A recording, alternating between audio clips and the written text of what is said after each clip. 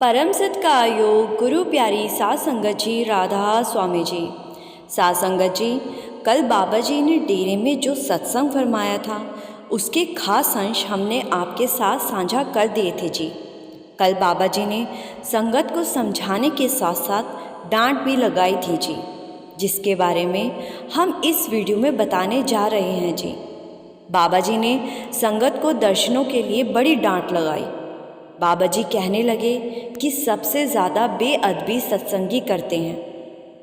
बाबा जी ने कहा कि कुछ दिन पहले मैं किसी रिश्तेदार के भोग में गुरुद्वारे गया था।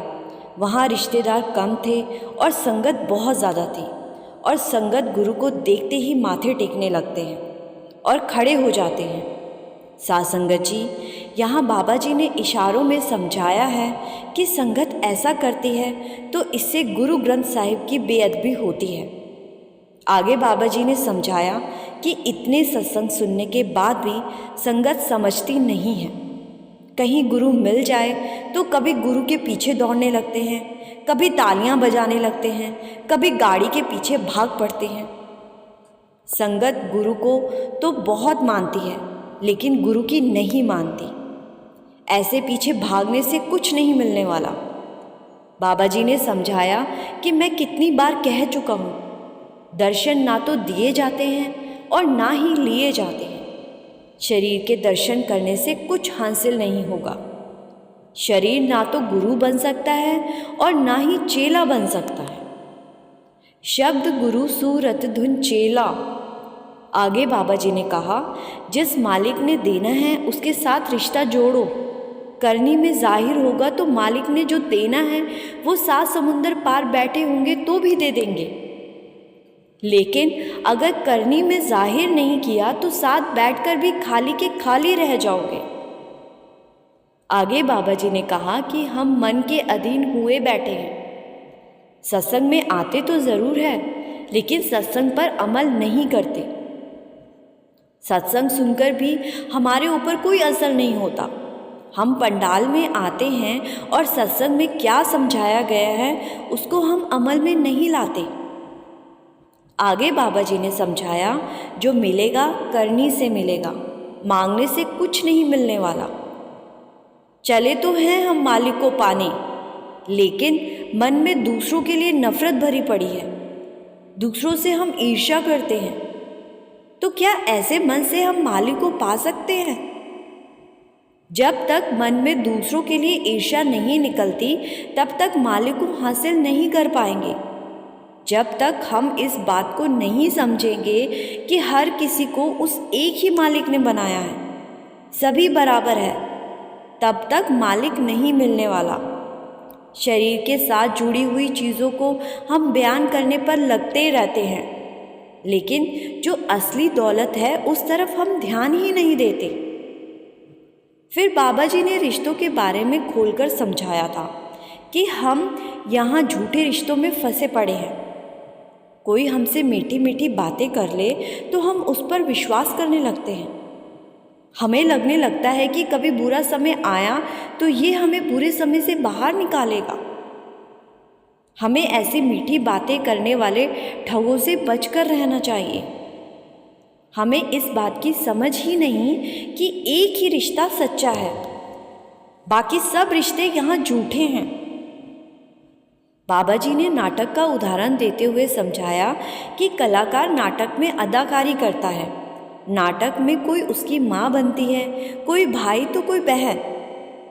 जैसे ही कलाकार स्टेज से नीचे उतरता है तो नाटक के रिश्ते भी खत्म हो जाते हैं, क्योंकि नाटक में ये सारे रिश्ते निभाने का उसे एक रोल दिया गया है।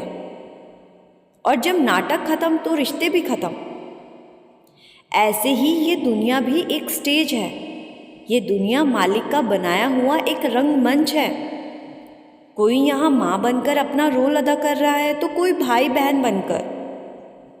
जिस दिन दुनिया रूपी इस स्टेज से हम उतर जाएंगे, रिश्ते नाते भी सब खत्म हो जाएंगे।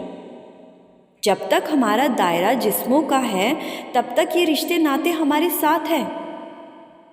जिस शरीर में हम रह रहे हैं, जब इस शरीर से हमारा रिश्ता सच्चा नहीं है तो बाकी सब रिश्ते कैसे सच्चे होंगे? लेकिन जिससे हमारा असल रिश्ता है उस रिश्ते की हमें कोई परवाह ही नहीं है।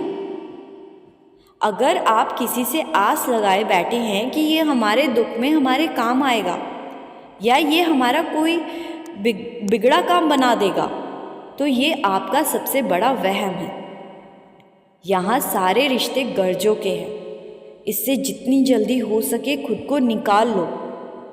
बाबा जी ने कल कहा था कि जब हम इस संसार में आए थे तब कोई हमारे साथ नहीं आया था, और जब हम यहाँ से जाएंगे तब भी कोई साथ नहीं जाने वाला, लेकिन एक एक करके जाना सबको पड़ेगा। बाबा जी ने कहा, राम गयो रावण गयो, जाको बहु परिवार। सबको पता है एक दिन जाना है, और जब तक हम जिस्मों के दायरे में हैं ये रिश्ते नाते तब तक ही साथ है। हमारा असल रिश्ता तो मालिक के ही साथ है, और उसी को हम निभाना नहीं चाहते। जिस मालिक ने हमें यहाँ भेजा है उसको छोड़कर बाकी हर काम के लिए हमारे पास वक्त है। मालिक की याद तब आती है जब हमें कुछ चाहिए होता है। कभी मालिक से धन दौलत मांगने लगते हैं, कभी कुछ तो कभी कुछ मांगने लग जाते हैं। मालिक ने जो देना था वो दे दिया है, अब हमें उस चीज़ की कद्र करनी है। आगे बाबा जी ने सवाल जवाब के बारे में सख्ती से कहा था। लोग पूछते हैं नामदान लिया है, भजन सिमरन भी करते हैं, लेकिन घर में शांति नहीं रहती, मन में गुस्सा भरा रहता है।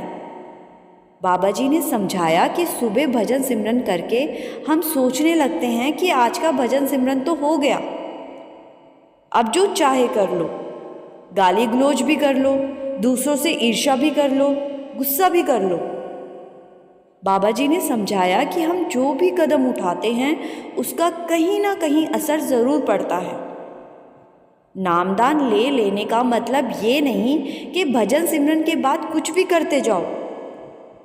हमें ऐसा बिल्कुल नहीं करना है। हमें तो कद्र करनी है और मालिक के भाने में रहना है। सासंगत जी, कल 30 जून के सत्संग का लिंक हमने इस वीडियो के डिस्क्रिप्शन में दे दिया है जी।